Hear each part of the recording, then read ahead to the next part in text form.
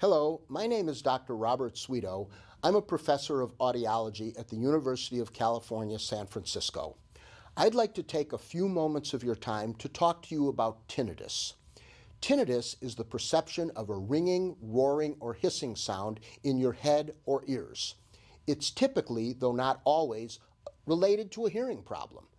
Tinnitus is an extremely common symptom that is most often associated with hearing loss and stress. Most everyone has experienced at least momentary tinnitus. In fact, over 20% of the general population and over 70% of people with hearing impairment have tinnitus that's present on a more than an occasional basis. It occurs because the brain tries to compensate for the lack of proper stimulation from the ear, and also because the emotional system locks on it because of the fear of unknown consequences of perceiving this annoying signal. Fortunately, most people with tinnitus find it to be little more than a minor annoyance. However, others can be severely distressed by it to the extent that anxiety and stress is increased, and there may be an interference with sleep, concentration, relaxation, and overall quality of life.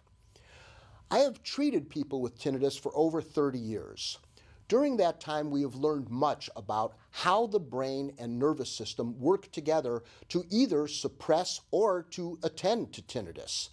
Techniques have, of course, changed much over these 3 decades, but what has become abundantly clear is the benefit that can be obtained from a combination of counseling, education, and the use of certain sounds, including music and hearing aids. You may have been told that there is no cure for tinnitus and that you just have to learn to live with it. There's a big difference, however, between no cure and no help. Your hearing care professional has been trained in strategies and techniques and procedures to help you learn how to ignore tinnitus by allowing your brain to suppress these unwanted, meaningless signals in a natural manner. If you have bothersome tinnitus, I encourage you to talk with your hearing care professional. Thank you very much for listening.